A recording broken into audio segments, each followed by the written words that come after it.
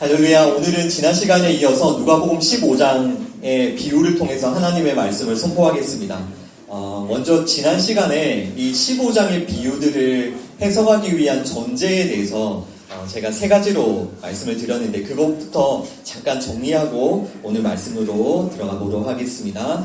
누가복음 15장에는 아주 중요하고 유명한 세 가지의 비유가 나오는데요. 그 비유를 우리가 해석할 때 중요한 세 가지 전제가 있었죠. 바로 첫 번째는 이 비유들은 십자가의 복음을 담고 있다는 것이죠. 이 비유들은 십자가 복음을 담고 있습니다.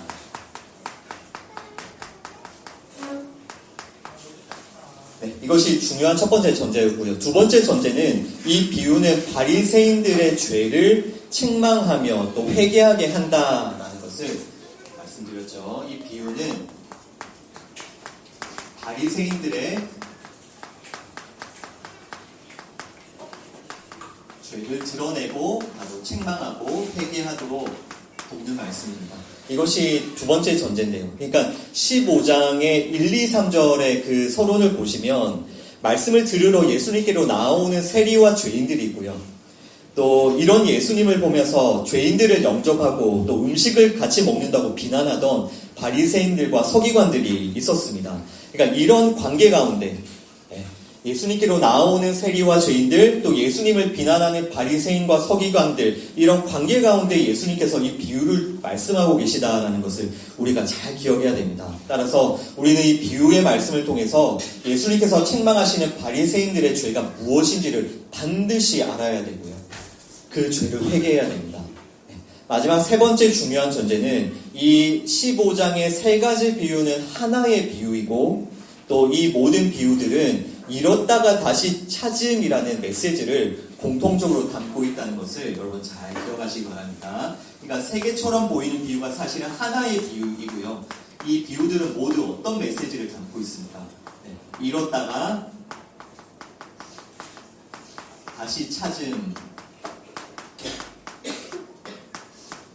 이 메시지를 이 비유가 담고 있다는 것을 여러분 잘 기억하시고 이 전제들을 잘 기억하고 오늘도 이 말씀을 보도록 하겠습니다. 우선 지난주에 잃은 양을 찾은 목자 비유, 또 잃은 드라크마를 찾은 여인의 비유를 나눴었는데 이 비유들을 통해서 우리는 회개조차 할 수 없는 죄인들이라는 것을 확인했죠.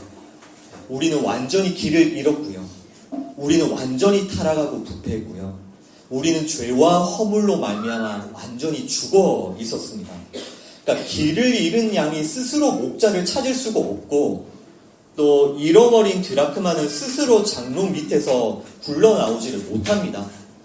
이에 대해서 성경도 분명하게 말씀하고 있죠. 우리가 하나님의 원수가 되었다라고 성경은 분명히 말씀합니다.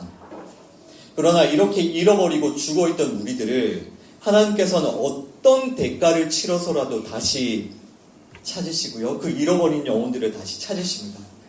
여러분, 이런 하나님의 부르심과 또 이 하나님의 사랑을 기억하면서 또 오늘도 하나님의 은혜와 또 도우심을 구하며 오늘 말씀으로 들어가 보도록 하겠습니다. 오늘 15장의 마지막으로 나오는 잃은 아들을 되찾은 아버지의 비유인데요. 둘째 아들과 또 첫째 아들로 이렇게 두 가지로 나누어서 말씀을 살펴보도록 하겠습니다. 먼저 둘째 아들에 대한 말씀부터 먼저 보도록 하겠습니다.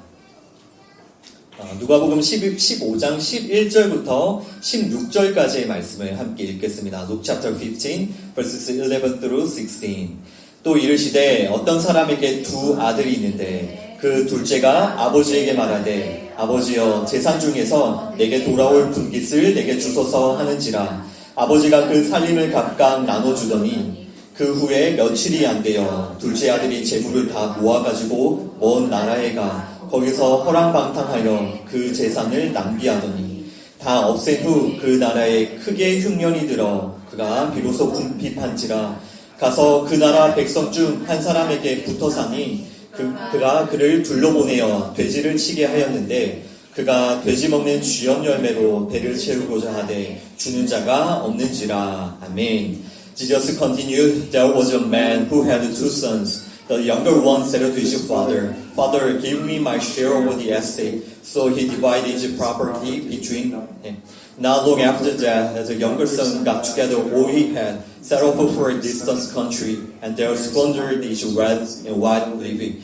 After he had spent everything, there was a severe famine in the whole country, and he began to be in need. So he went and hired himself out to a citizen of that country, who sent him to his fields to feed pigs. He longed to fill his stomach with the pods that pigs were eating, but no one gave him anything. 아멘. 12절부터 보시면요. 둘째 아들이 있는데, 둘째 아들부터 먼저 나옵니다. 둘째 아들이 아버지에게 재산의 분깃을 달라고 요구를 합니다. 그런데 당시 유대인의 문화에서는 아버지가 죽기 전에 그 아버지의 유산을 절대로 미리 받을 수가 없었습니다. 지금 아버지가 살아있는데 지금 아버지에게 지금 당장 유산을 달라는 것은 사실 아버지는 필요 없고 재산만 빨리 달라는 그런 의미죠. 당시의 문화는 지금보다 훨씬 더 부모에 대한 예의가 엄격했다는 것을 여러분 기억하십시오. 그리고 신명기 21장에는 부모에게 순종하지 않는 완악하고 패역한 그 자식을 돌로 쳐 죽이도록, 그러니까 부모에게 순종하지 않는 그 패역한 자식을 돌로 쳐 죽이도록 엄하게 명령하고 있습니다. 그런데 지금 이 둘째 아들은 아버지가 엄연하게 살아있는데도 유산을 요구를 하고 있죠. 사실 이거는 아버지에게 빨리 죽으라고 요구를 하는 거예요. 그리고 사실 이 둘째 아들의 모습은 아버지를 살해하고 있는 거나 다름이 없는 그런 모습입니다. 그리고 13절 보시면요. 이 둘째 아들은 재물을 다 가지고 먼 나라에 가서 허랑방탕하게 살다가 재산을 다 낭비합니다. 일단 그 먼 나라에 갔다라는 것은 돌아올 마음이 있다는 겁니까? 없다는 겁니까? 돌아올 마음이 없다는 겁니다. 그러니까 이 아들은 그 아버지와의 인연을 스스로 완전히 다 끊어버리죠. 자, 이렇게 여러분 이 둘째 아들의 모습을 보시면요. 아버지에게 그렇게 요구해서 유산을 받았고요. 아버지와의 인연을 끊고 먼 나라로 갔고요. 결국 재산을 다 낭비하고 흉년이 들었고 궁핍하게 되었고 또 부정하다고 여겨지는 그 이방인에게 고용이 되었고요. 또 가장 부정하게 여기는 짐승인 돼지와 함께 뒹굴고 있습니다. 그리고 결과적으로 이 돼지가 먹는 쥐염 열매로 이 배를 채우고자 해도 그 쥐염 열매조차 얻기 어려운 그런 지경이 되어버렸죠. 여러분, 그러면 당시에 예수님의 이 비유를 듣는 그 유대인들의 반응이 어떠했겠습니까? 유대인들은 이 둘째 아들에 대한 이야기를 들으면서 혀를 차며 분노했겠죠. 저런 나쁜 놈이 다 있냐고. 저를 돌로 쳐 죽일 놈이 다 있냐고. 아마 이 예수님의 비유를 듣고 있던 모든 사람들이 그 둘째 아들에 대해서 분노하고 이를 갈았을 것입니다. 그러나 우리는 이 예수님의 비유를 들으면서 이 둘째 아들이 바로 누구의 모습이라는 것을 알 수 있습니까? 이 둘째 아들은 누구의 모습입니까? 이 둘째 아들은 하나님을 떠난 이 죄인들의 모습이다라는 것을 우리가 먼저 알아야 됩니다. 그러니까 둘째 아들, 예수님께서 이 둘째 아들에 대해서 쭉 설명해 주시는데요. 이 둘째 아들은 하나님을 떠난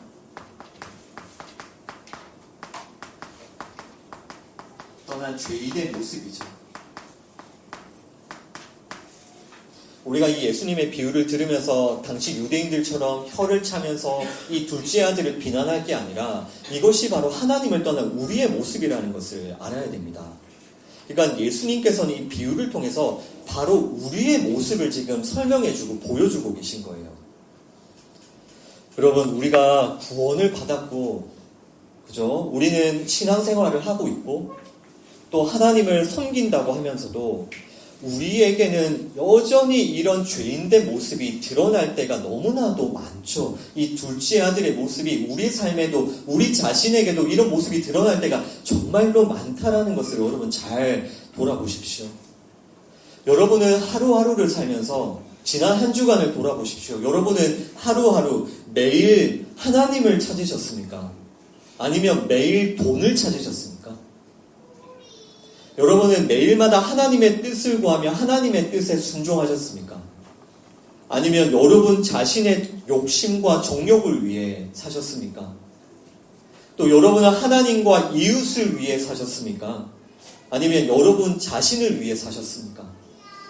그러니까 따라서 이 둘째 아들의 이 모습은 여전히 구원받았다고는 하지만 우리 안에서 계속해서 드러나는 우리의 죄인된 모습인 거예요. 우리도 우리 자신을 위해서 내 욕심과 내 탐욕을 위해서 우리 삶에서 하나님을 무시하고 하나님을 죽이고 하나님의 이름을 지우기까지 하는 그런 죄인이 바로 우리들의 모습입니다. 그리고 예수님께서는 결국 이 둘째 아들을 비유로 설명하시면서 돼지와 연결을 시키시죠. 네, 이 둘째 아들의 모습이 돼지와 굉장히 깊이 연결이 되는데요.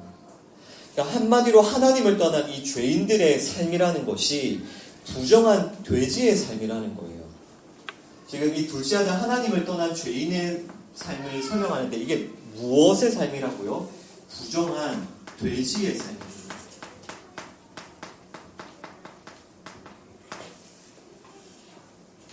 왜 성경에서 돼지가 부정하게 여겨지고 또 예수님께서는 왜 이 비유를 통해 둘째 아들을 돼지에 비유하고 계신지를 한번 잘 생각해 보십시오. 네. 여러분, 돼지의 모습이 어떻습니까? 끊임없이 먹지만 끊임없이 배가 고프고 공허하죠. 그게 돼지의 모습이에요. 그리고 배가 불러도 만족을 못하고요. 그런 충만함을 느끼지 못하는 게 돼지의 모습이고 지금 그것이 바로 이 하나님을 떠난 우리의 모습이라는 거예요. 그러니까 이 돼지의 삶이 어떤 삶이라고요? 그러니까 끊임없이 먹어도 끊임없이 배가 고프고 공허하고 그리고 배고픔. 어떤 것을 채워도 공허함과 배고픔을 해결할 수가 없는 게 이 돼지의 모습입니다. 여러분, 우리 하나님께서 원래 사람을 창조하셨던 그 모습을, 그 시간들을 한번 잘 생각해 보십시오. 원래 우리 사람은요, 하나님과 함께 살아가고요. 또 하나님께서 공급해 주시는 하나님의 자원으로 날마다 살아가도록 그렇게 지음을 받았습니다. 그러나 사람은 하나님을 떠났고요. 그 결과로 끊임없는 갈증과 공허와 결핍을 우리 사람은 가지고 있는 거예요. 하나님을 떠났기 때문에. 이 지금 돼지가 보여주는 공허와 배고픔, 이 갈증이 정말 사람에게서 없어지지가 않습니다. 무엇으로도. 그러니까 사람들은 이 마음속에 끊임없는 갈증과 공허와 결핍이 있기 때문에 계속해서 서로 질투하고 시기하는 거예요. 서로가 가진 것을 비교하고 그것을 내가 가지고 싶어 하는 겁니다. 그리고 끊임없이 서로 경쟁하고 또 싸우고 전쟁하죠. 우리 인간의 역사에 이 싸움과 전쟁이 없었던 때가 어디 있습니까? 그리고 우리 사람은요, 하나님을 떠났기 때문에 자신을 보호할 수 없는 보호할 수 있는 돈과 힘이 없으면 불안해서 못 견뎌요. 나에게 돈이 없으면 불안해서 못 살아요, 사람은.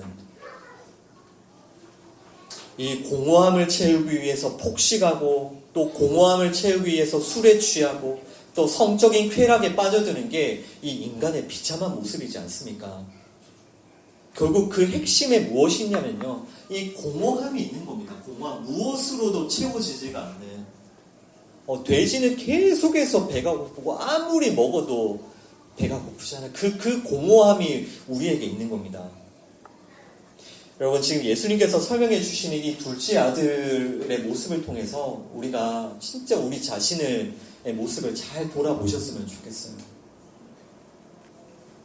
자, 계속해서 누가복음 15장 17절에서 19절까지의 말씀 읽겠습니다. Luke chapter 15, verses 17 through 19 함께 읽습니다. 이에 스스로 돌이켜 이르되 내 아버지에게는 양식이 풍족한 품꾼이 얼마나 많은가. 나는 여기서 줄여 죽는구나. 내가 일어나 아버지께 가서 이르기를 아버지, 내가 하늘과 아버지께 죄를 지었사오니 지금부터는 아버지의 아들이라 일컬음을 감당하지 못하겠나이다. 나를 품꾼의 하나로 보소서 하리라 하고. 아멘. When he came to his senses, he said, How many of my father's hired men have food to spare, and here I am starving to death. I will set out and go back to my father and say to him, Father, I have sinned against heaven and against you. I am no longer worthy to be called your son. Make me like one of your hired men. 아멘. 이런 상황이 되자 자기가 진짜 돼지와 같구나, 난 돼지보다 못하구나라는 것을 깨닫는 상황이 되자 이 둘째 아들은 드디어 스스로 돌이켜서 아버지를 기억하죠.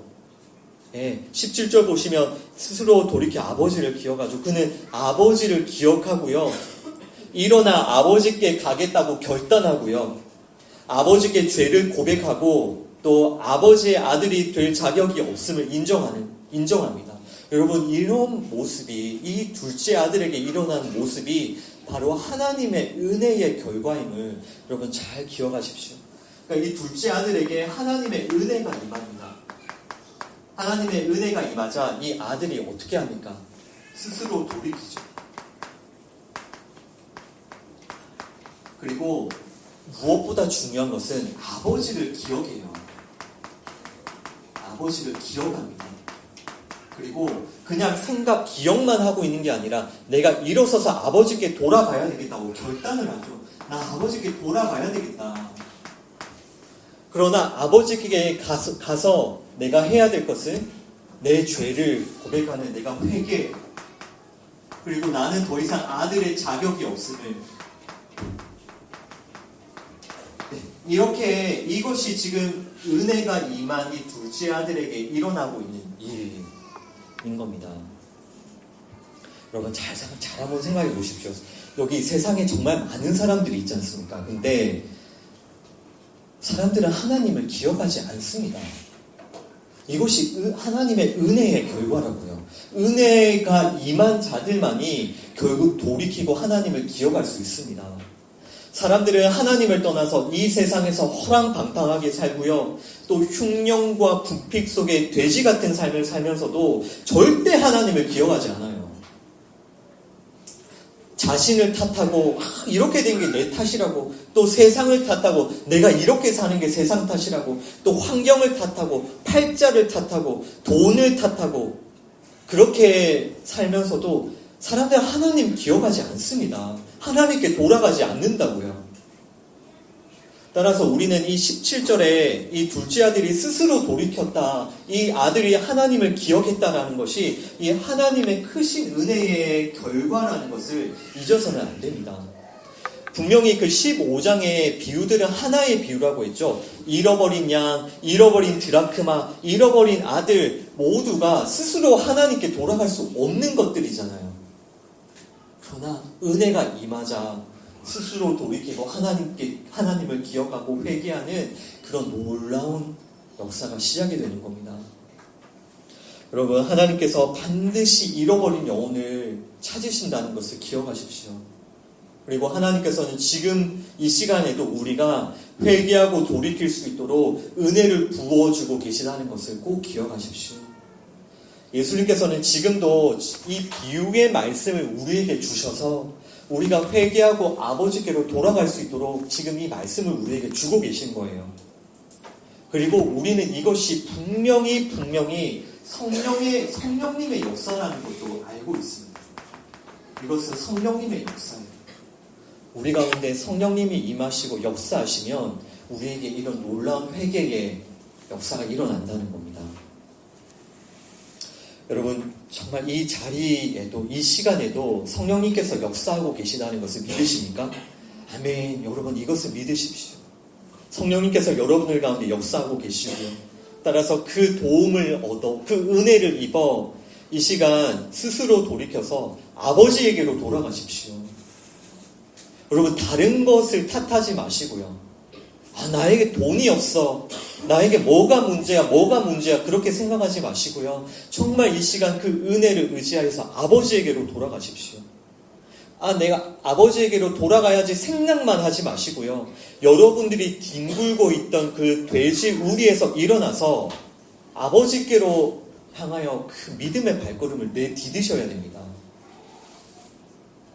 우리가 아버지께로 돌아가지 않으면요, 이 세상 그 어디에도 우리가 이 공허함과 이 배고픔, 이 결핍을 절대로 해결할 수 없어요. 이거 제가 정말 장담해 드릴게요. 우리 모든 인간이 가지고 있는 이것을 우리는 세상 그 어디에서도 해결할 수 없습니다. 내가 돈을 아무리 벌어도, 내가 아무리 성공해도, 아무리 인기를 얻어도 그 어디에서도 이 공허함을 해결할 수 없습니다. 자, 계속해서 비유 말씀 보겠습니다. 누가복음 15장 20절에서 24절까지의 말씀, Luke chapter 15 verses 20 through 24 함께 읽습니다.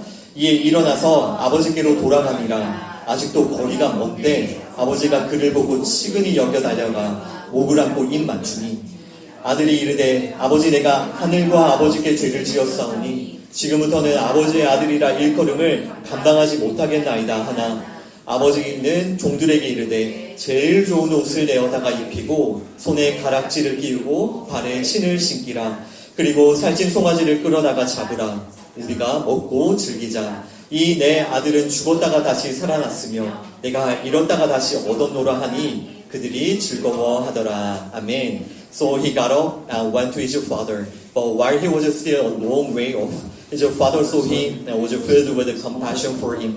He ran to his son, threw his arms around him, and kissed him. The son said to him, Father, I have sinned against heaven and against you. I no longer wanted to be called your son. But the father said to his servants, Quick, bring the best robe and put it on him. Put a ring on his finger and sandals on his feet. Bring the fattened calf and kill it. And let's have a feast and celebrate. For this son of mine was dead, is alive again. He was lost and is found. So they began to celebrate. 아멘. 예. 여기까지가 이제 둘째 아들에 대한 그 비유의 말씀인데요. 자, 20절 보시면 둘째 아들은 일어나서 아버지께로 돌아가죠. 정말 이 놀라운 이 은혜의 결과로 회개의 그 발걸음을 내딛습니다. 그러나 여러분, 지금 이 상황에서 지금 이 둘째 아들이 아버지께로 돌아가고 있는데, 여러분, 이 상황에서 우리가 지금 잊지 않아야 될 하나의 중요한 상황이 있는데요. 이 지금 매우 심각한 하나의 어떤 상황이 있어요. 그것은 어떤 상황이냐면, 아까 제가 말씀드린 대로 율법에 의하면 지금 이 돌아온 탕자는 반드시 그 자리에서 돌로 쳐 죽여야 돼요. 네. 이 아들이 돌아온 거는 기특하다고 볼 수 있는데, 이 아들이 그곳에 돌아오면 모든 동네 사람은 율법에 의해 이 돌아온 탕자를 돌로 쳐 죽여야 된다는 겁니다. 여러분, 이 상황을 잘 아셔야 돼요. 우리 신명기 21장으로 가보겠습니다. 신명기 21장 20절부터 23절까지의 말씀, Deuteronomy chapter 21 verses 20 through 23 함께 읽겠습니다. 그 성읍 장로들에게 말하기를, 우리의 이 자식은 완악하고 패역하여 우리의 말을 듣지 아니하고 방탕하며 술에 잠긴 자라 하면 그 성읍의 모든 사람들이 그를 돌로 쳐 죽일지니, 이같이 네가 너희 중에 악을 제하라. 그리하면 온 이스라엘이 듣고 두려워하리라. 사람이 만일 죽을 죄를 범함으로 네가 그를 죽여 나무 위에 달거든 그 시체를 나무 위에 밤새도록 두지 말고 그 날에 장사하여 내 하나님 여호와께서 내게 기업으로 주시는 땅을 더럽히지 말라. 나무에 달린 자는 하나님께 저주를 받았음이니라. 아멘. They shall say to the elders, This son of ours is stubborn and rebellious. He will not obey us. He is profligate and is a drunkard. Then all the men of his town shall stone him to death. You must purge ever among you, or Israel will hear of it and be afraid. If a man guilty of a capital offense is put to death, and his body is hung on a tree, you must not leave his body on the tree overnight. Be sure to bury him the same day, because anyone who is hung on a tree is under God's curse. You must not desecrate the land the Lord your God is giving you as an inheritance. 아멘. 네. 자, 이 신명기에 나와 있는 정말 무서운 엄한 율법인데 20절과 21절에 보시면요. 완악하고 폐역한 자식, 부모의 말을 듣지 않고 방탕하며 술에 잠긴 자식은 다 어떻게 하라고 엄하게 명령합니까? 다 돌로 쳐 죽이라고, 엄하게 명령하죠. 여러분, 지금 이 돌로 쳐 죽임 당해야 될 이 폐역한 자식의 모습이 지금 아버지에게 돌아온 둘째 아들의 모습이잖아요. 그리고 이것이 우리의 모습이라고 했잖아요. 그러니까 지금 어떤 상황입니까? 아버지께 돌아온 이 둘째 아들도 그렇고 우리도 그렇고 사실은 율법에 의해서 돌에 쳐 맞아 죽어야 된다는 겁니다. 그런데 굉장히 놀라운 것은요, 우리가 방금 읽은 말씀에 보면 완악한 자식을 돌로 쳐 죽이라는 그 무서운, 그 엄한 율법 뒤에 22절과 23절에 보시면 어떤 말씀이 이어져 있습니까?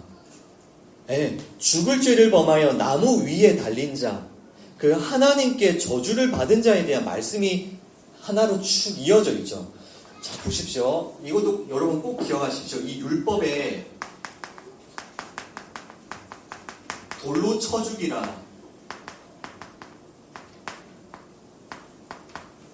그 폐역한 자식을 돌로 쳐 죽이라는 그 엄한 율법이 무엇과 연결이 되어 있다고요?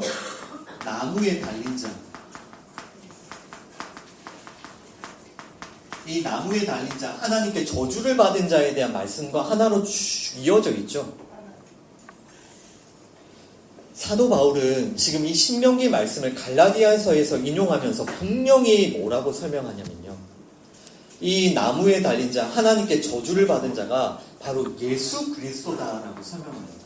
우리가 시간상 갈라디아서 말씀을 다 읽지는 않겠지만 나중에 찾아보십시오.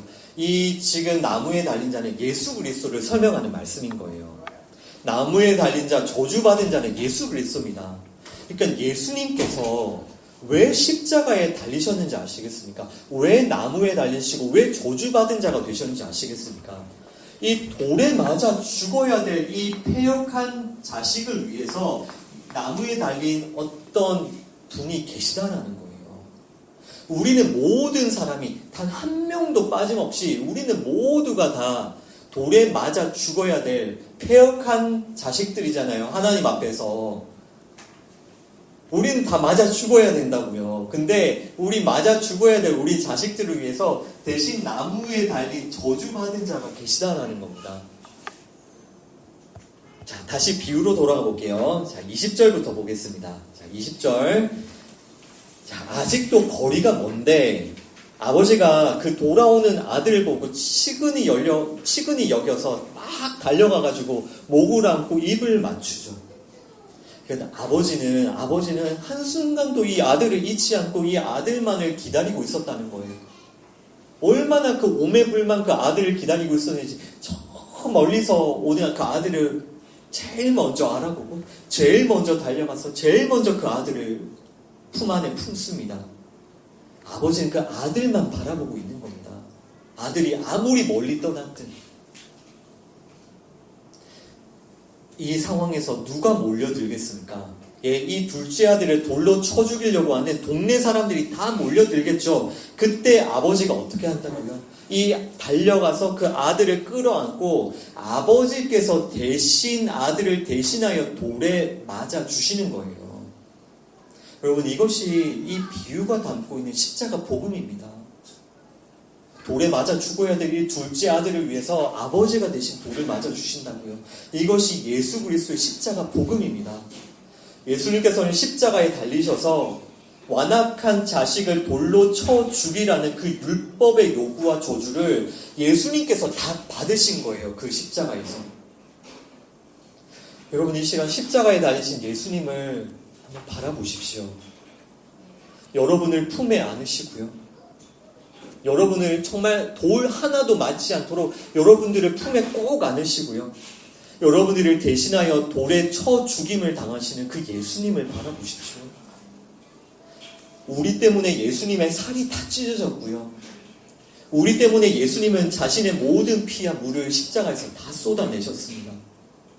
이렇게 예수님께서는 우리를 품에 안으시고 우리를 위하여 대신 죽으심으로 우리를 다시 살려내시는 겁니다. 할렐루야. 아멘. 지금 예수님은 자신께서 담당하실 십자가를 이 비유를 통해서 설명하고 계시는 겁니다.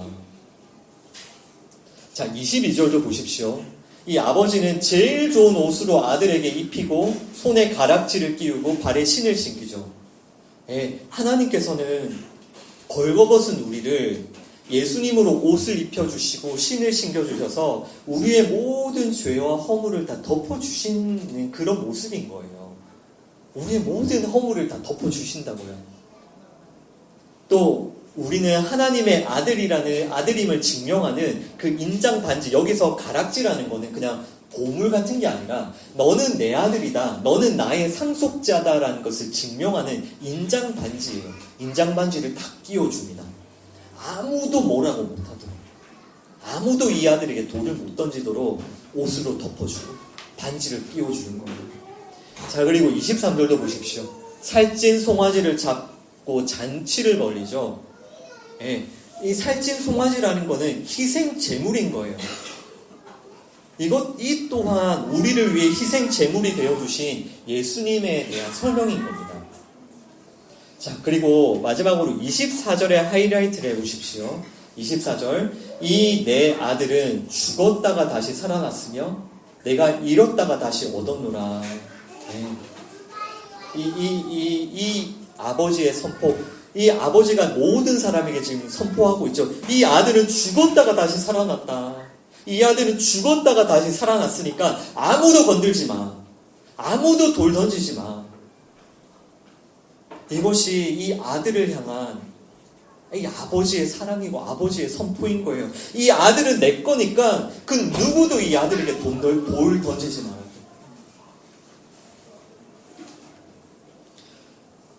여러분, 이 둘째 아들이 이 모든 과정 가운데 죽었습니까? 아니잖아요. 이 아들이 한 거라고는 재산을 탕진했죠.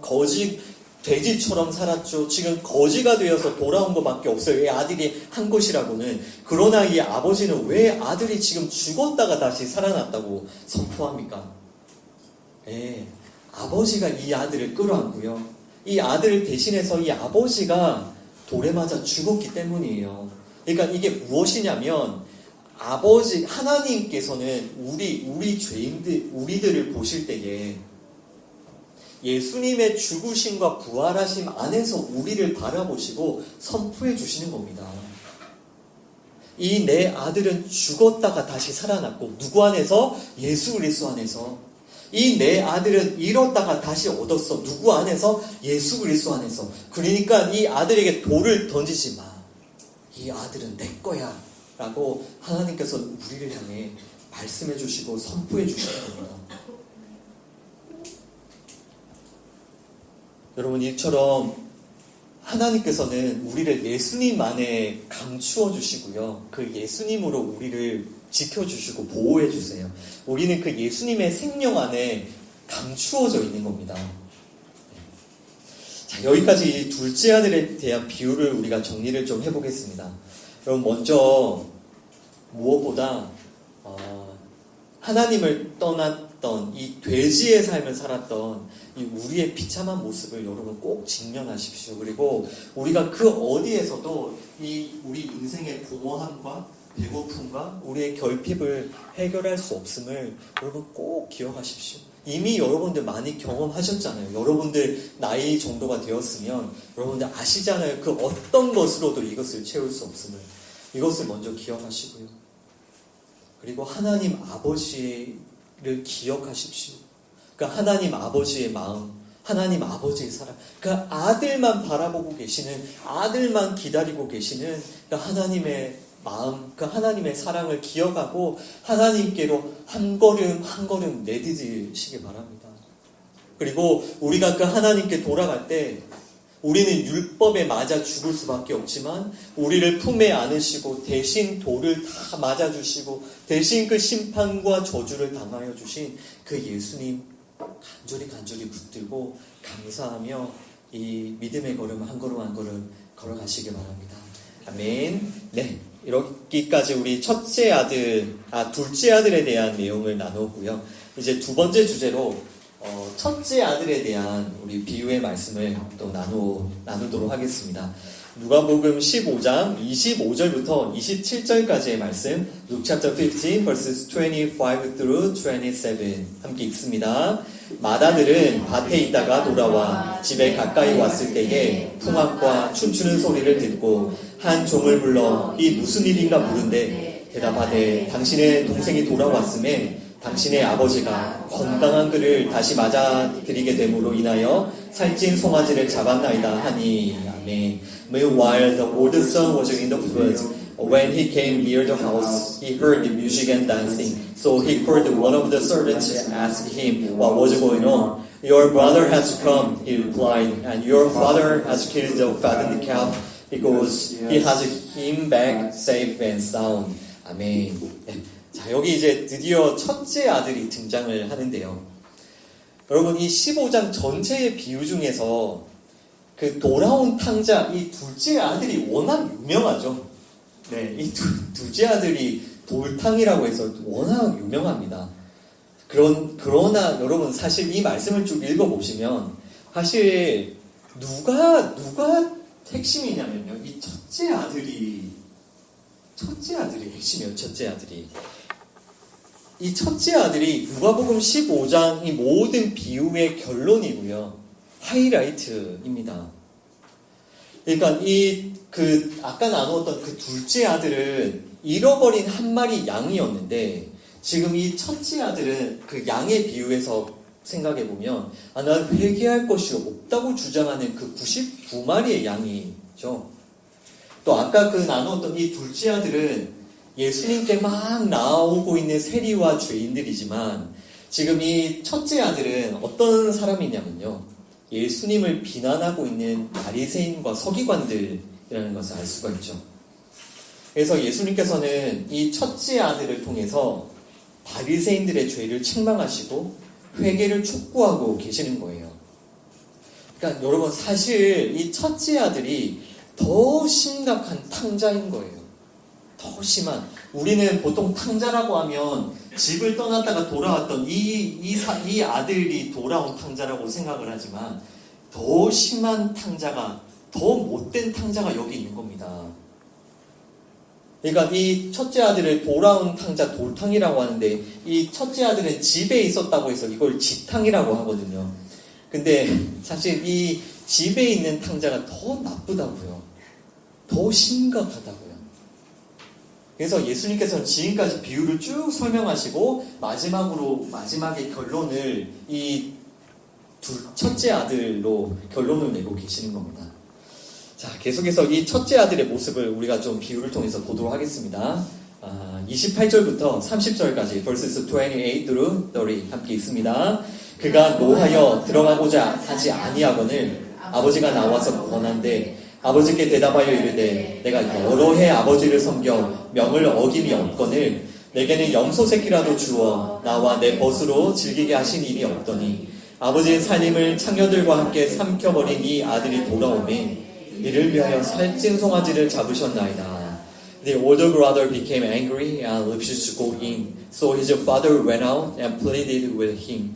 But he answered his father, Look, all these years I have been slaving for you and never disobeyed your orders. Yet you never gave me even a young goat so I could celebrate with my friends. But when this son of yours, who had squandered your property with prostitutes, come home, you killed the fattened calf for him. 예. 자, 이것이 첫째 아들의 모습인데 28절부터 보시면요. 28절의 하이라이트를 해보십시오. 그가 노하여 들어가고자 하지 아니하거늘. 네, 여기에 하이라이트 해보십시오. The older brother became angry and refused to go in. 네. 지금 아버지의 집에 잔치가 벌어졌잖아요. 그런데 이 첫째 아들은 화를 내면서 그 집에 들어가지 않습니다. 여러분 그 노하는 거, 분노하는 거, 그 화를 내는 것이 살인이라는 것을 알고 계시죠? 예수님께서 말씀해 주셨잖아요. 노하는 게 살인하는 거다. 그러니까 이 지금 첫째 아들도 아버지를 살해하고 있는 거예요. 아까 둘째 아들은 유산 내놓으라고 아버지를 살해하고 이 첫째 아들은 지금 아버지께 분노하고 화를 내면서 아버지를 살인하고 있는 거예요. 그러니까 무엇을 근거로? 이 첫째 아들은 자기가 열심히 했다는 거죠. 자기가 행한 일과 자기의 노력을 근거로 아버지를 살인하고 있는 거예요. 이것이 율법주의자의 모습이고요. 자, 그런데 여러분, 지금 이 첫째 아들이 화를 내면서 집에 들어가기를 거부하니까요. 결과적으로 한번 생각해 보십시오. 결과적으로 이 두 명의 아들이 있는데 두 명의 아들 중에 누가 아버지의 그 잔치에 참여를 합니까? 둘째 아들이죠. 아까 둘째 아들은 결국 잔치집에 들어갔잖아요. 그러나 이 첫째 아들은 지금 잔치집에 안 들어간다고요.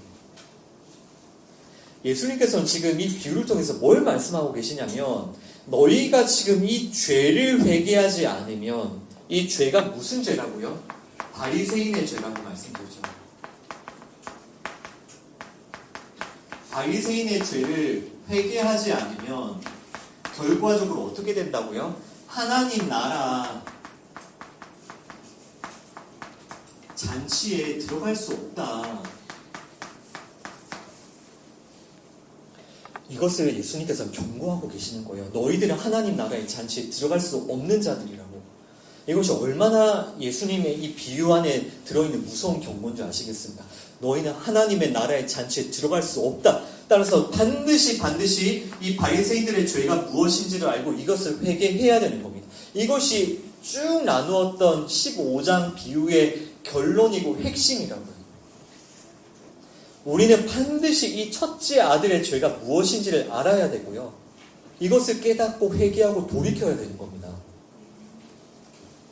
자, 이 첫째 아들을 보시면요. 지금 이 첫째 아들이 아까도 우리 나눴지만 이 첫째 아들의 마음에 무엇이 가득합니까? 분노가 가득하고요. 원망이 가득하죠. 그리고 섭섭함.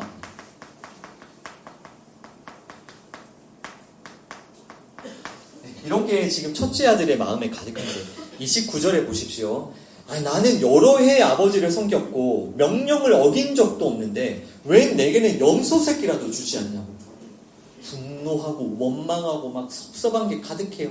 30절 보십시오. 아니 왜 창녀들과 함께 재산을 삼켜버린 이 인간, 이 아들을 위해서는 살찐 송아지를 잡냐고. 이 첫째 아들은 둘째 아들에 대해서 내 동생이라고 하지 않죠. 당신의 아들이라고 하잖아요. 그러니까 이 못마땅한 거예요. 이 둘째 아들을 위해서 소를 잡고 하는 이 아버지가 너무너무 못마땅한 거예요. 여러분, 이 첫째 아들에게 무엇이 잘못되어 있습니까? 여러분, 이 첫째 아들은 아버지 집에 있었습니다. 열심히 일을 했죠. 아버지가 시키는 걸 열심히 했어요. 그러나 이 지금 첫째 아들이 뭐가 문제인지 아시겠어요?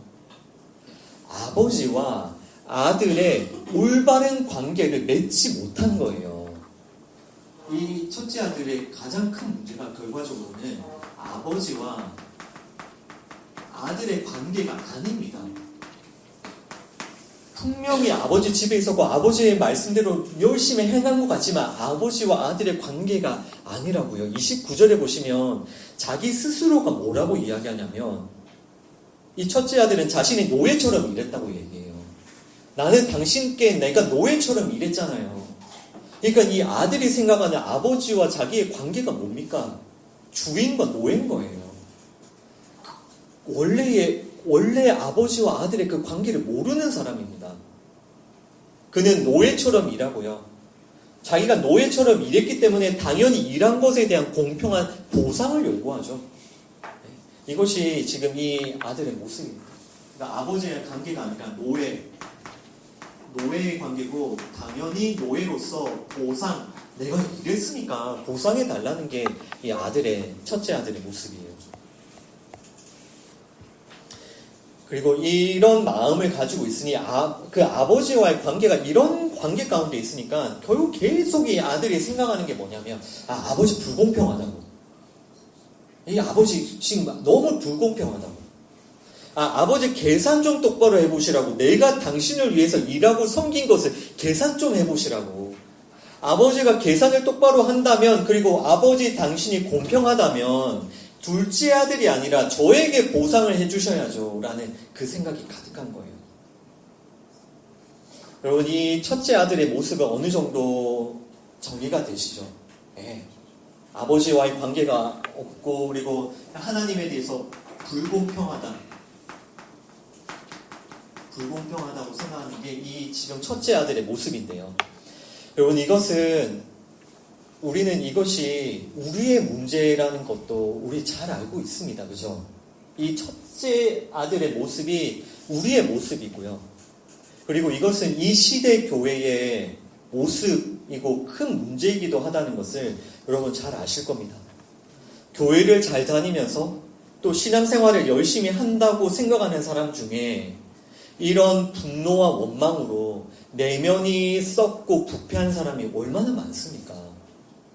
겉으로는 아닌 척해도 하나님과 사람들에 대해서 분노와 원망으로 가득 찬 사람이 얼마나 많냐고요.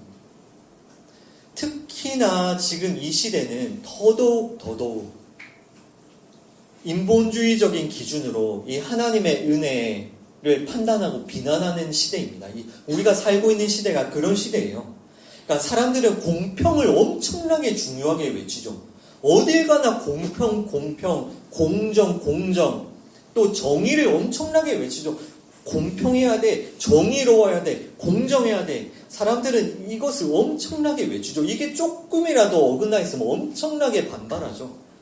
그리고 합리적이고 논리적인 사고를 선호하죠. 뭘 해도 합리적이어야 된다고, 논리적이어야 된다고.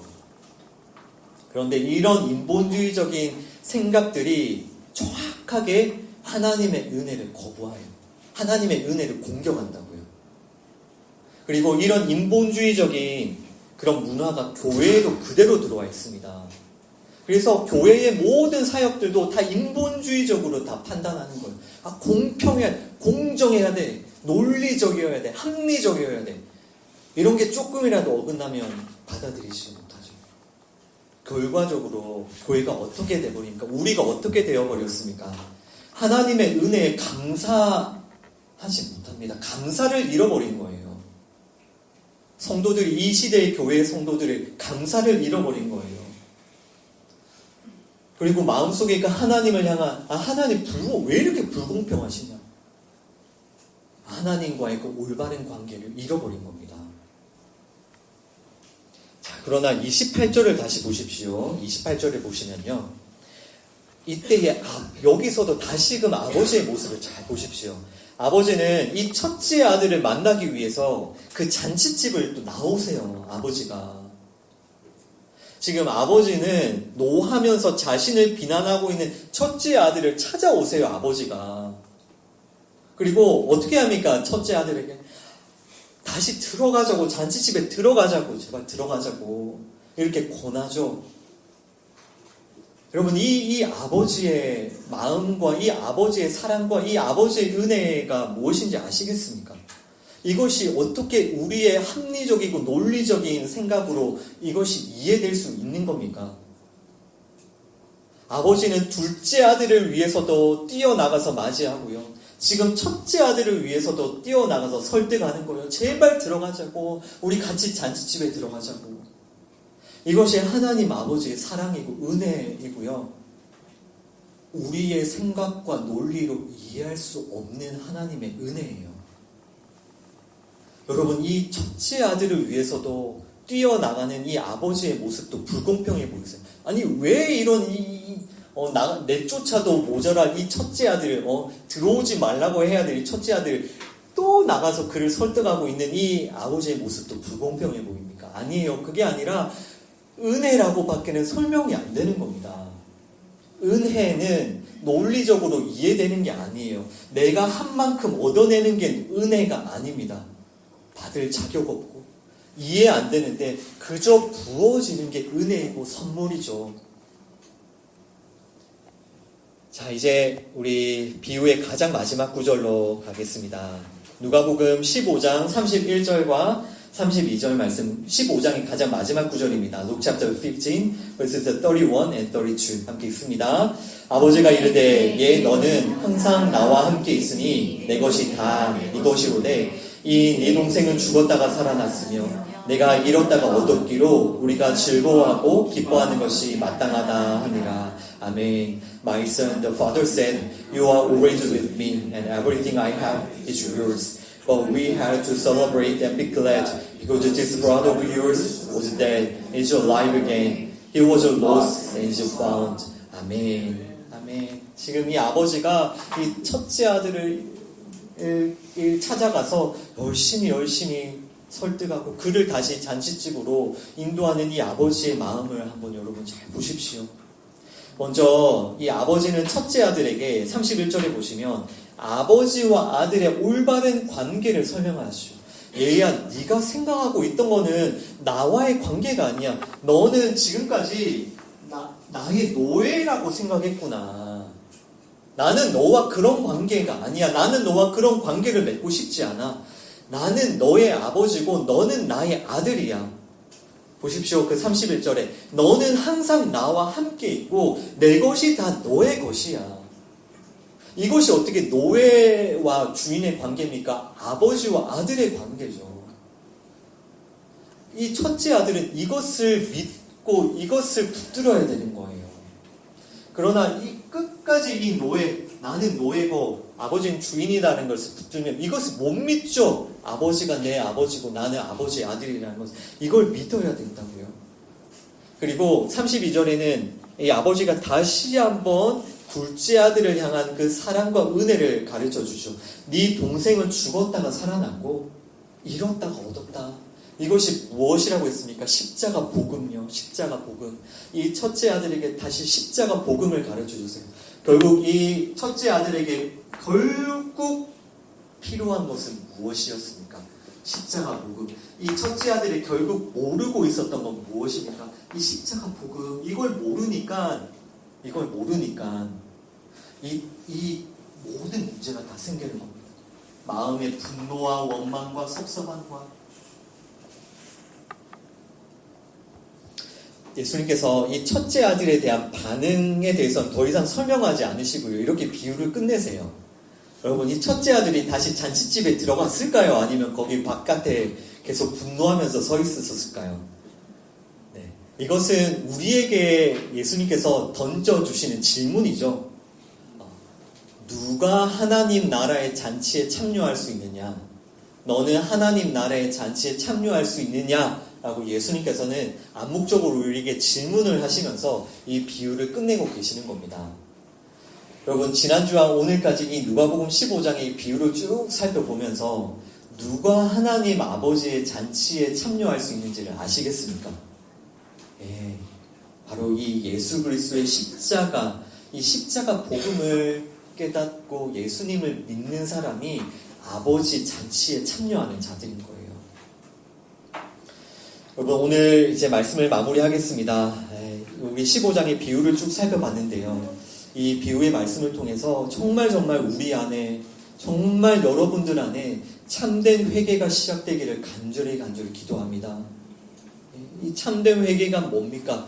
나는 잃어버린 어린 양이구나. 난 잃어버린 드라쿠마구나. 나는 잃어버린 아들이구나. 나는 이렇게 잃어버려졌고 부패하였고 썩어졌구나. 이런 나의 비참한 처음 자리를 기억하는 게 회개의 시작이고요. 이것을 기억할 때 하나님 나를 도와주세요. 하나님 나를 건져주세요. 하나님 나를 구원해 주세요라는 그 은혜의 고백이 나오게 되는 거예요. 그리고 여러분, 이 비유들을 통해서 꼭 하나님 아버지의 그 마음을 기억하십시오. 하나님 어떤 분이세요? 반드시 여러분들을 다시 찾으시고요. 여러분들을 하나님의 나라로 인도하시는 분 하나님 아버지세요. 항상 여러분들을 기다리시고 여러분들을 따뜻하게 맞아주시는 그 아버지께로 나아가십시오. 그리고 여러분들을 다시 찾으시기 위해서 여러분들을 품에 안고 십자가에서 그 돌팔매질을 당하신 그 예수 그리스도의 십자가를 꼭 붙드시고요. 우리가 어느샌가 내가 다 알고 있고 나는 믿는다고 생각했지만 내가 어느샌가 이 첫째 아들이 되어서 이 은혜를 망각하고 구원의 감격을 잃어버렸다는 것을 여러분 늘 돌아보며 회개하십시오. 절대로 잃어버리면 안 돼요. 이 은혜와 이 감사와 감격을. 아버지와의 관계를, 그리고 이 복음을 통해서 아버지의 관계를 날마다 아버지와 아들의 그 사랑의 관계로 나아가시고요. 이것이 회개의 삶입니다. 회개라는 것은 아버지와의 관계가 점점 회복되어지고 깊어지는 삶이 회개의 삶이에요. 그래서 여러분, 새로운 한 주 또 하나님 허락해 주시는데요. 새로운 한 주 지날 때에 날마다 하나님 아버지의 사랑을 더 깊이 알아가시고 하나님 아버지의 관계가 더 깊어져가는 여러분들 되시기를 축복합니다. 기도하겠습니다. 하나님 아버지, 감사합니다. 지난주와 또 오늘까지 누가복음 15장을 통해서 우리에게 귀한 비유의 말씀을 주시니 감사합니다. 하나님, 우리가 이 비유의 말씀 앞에 먼저 우리 안에 정말 진정한 회개, 참된 회개가 시작되기를 원합니다. 주님, 우리는 잃어버려진 길을 잃은 양이었고 또 잃어버린 드라크마였고 또 잃어버린 아들이었음을 주님께 고백합니다. 주님, 우리가 이렇게 하나님을 떠나 세상에 가서 정말 이 돼지처럼 끊임없는 결핍과 끊임없는 공허함과 끊임없는 이 목마름과 배고픔 가운데 정말 돼지처럼 뒹구며 살았던 우리의 모습을 주여 불쌍히 여겨주시옵소서. 우리의 이 비참한 현실을 우리가 깊이 알 수 있도록 주여 도와주시옵소서.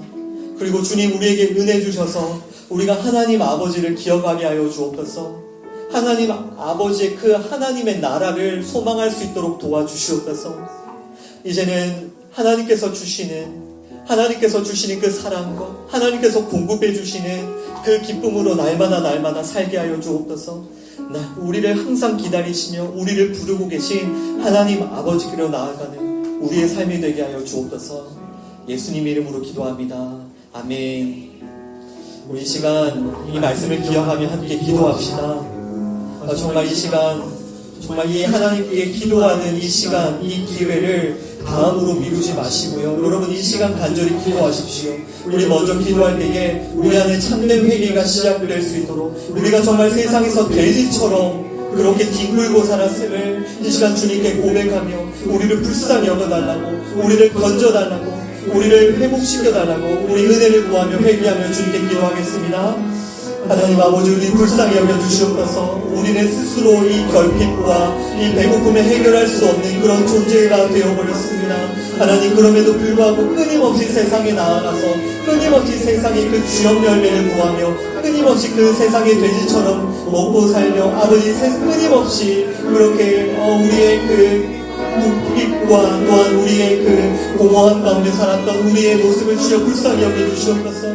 주님, 우리는 그 어디에서도 그 어떤 곳으로도 우리의 이 공허함과 이 결핍을 해결할 수 없음을 고백합니다. 주님, 불쌍히 여겨주시고 우리를 건져내어 주시옵소서. 우리를 세상에서 건져내어 주시옵소서. 우리를 다시 찾아주시옵소서. 주님, 우리가 다시 주님께 돌아갈 수 있도록, 우리가 다시 결단하며 회개하며 주님께 나아갈 수 있도록 우리에게 은혜를 더하여 주시옵소서. 우리가 더 이상 이 돼지의 삶에 머물러 있지 않고 아버지께로 나아갈 수 있도록 우리의 삶을 인도하여 주시옵소서. 우리 시간 성령님의 도우심과 역사를 구하며 간절히 기도합시다. 우리가 더 이상 돼지처럼 살지 않도록, 우리가 더 이상 이 세상에서 돼지처럼 뒹굴지 않도록 성령님 이 시간 역사하여 주십시오. 우리가 회개하며 아버지께 돌아갈 수 있도록, 결단하며 믿음의 걸음으로 아버지께 달려갈 수 있도록 성령님 이 시간 역사하여 주십시오. 우리 이 시간 간절히 기도하도록 하겠습니다. 성령님 이 시간 우리 가운데 오셔서 역사하여 주시옵소서. 우리가 더 이상 돼지처럼 세상에서 살지 아니하고 아버지를 향하여 나아갈 수 있도록 성령이 역사하여 주시옵소서. 하나님, 우리에게 은혜를 부어주시옵소서. 우리가 이 시간 결단하며 아버지께로 나아갈 수 있도록, 결단하며 하나님 나라를 소망할 수 있도록, 우리가 믿음의 발걸음을 가지고 회개의 삶을 살 수 있도록 성령님 이 시간 오셔서 인도하여 주시고 우리 가운데 은혜를 부어주시옵소서. 우리를 도와주시옵소서. 하나님께로 나아갈 때 주님, 우리에게 주시는 하나님의 그 은혜를 경험할 수 있도록 주님 도와주시고 아버지 하나님께 나아가 주님을 만날 수 있도록 주여 도와주시옵소서. 이 시간 마지막으로 기도할 때에 예수 그리스도의 그 십자가의 복음의 은혜를 회복할 수 있도록 기도합시다. 우리를 품에 안으시고 우리를 대신하여 십자가에서 돌에 맞아주신 그 은혜, 그 사랑, 그 십자가의 복음을 회복하고 또한 아버지와 하나님 아버지와의 관계가 회복될 수 있도록 은혜를 구하며 기도하도록 하겠습니다. 아버지 하나님, 우리를 품에 안으시고 우리를 대신하여 십자가에 달리시고 나무에 달리시고 저주받은 자가 되신 그 예수 그리스도의 그 은혜를 우리가 회복하기 원합니다. 주님, 우리를 품에 안으시고 우리를 달려나와서 우리를 품에 안으시는 하나님 아버지의 마음을 회복하기 원합니다. 주님, 도와주시옵소서. 우리가 그 은혜, 그 사랑, 그 감격을 회복할 수 있도록 주여 도와주시옵소서. 주님, 우리가 지금까지 아버지를 알지 못했고 우리가 정말 주인과 노예처럼 잘못된 관계 가운데 살았음을 주님 불쌍히 여겨주시옵소서. 하나님 아버지와의 관계가 회복되기 원합니다. 날마다 그 관계가 깊어지기 원합니다. 날마다 아버지의 그 사랑과 그 은혜로 우리가 살 수 있도록 하나님 나라의 잔치에 참여하는 우리가 될 수 있도록 주님 우리를 붙드시고 인도하여 주시옵소서. 주님 우리를 새롭게 해주시고 주님 우리를 불러주시옵소서.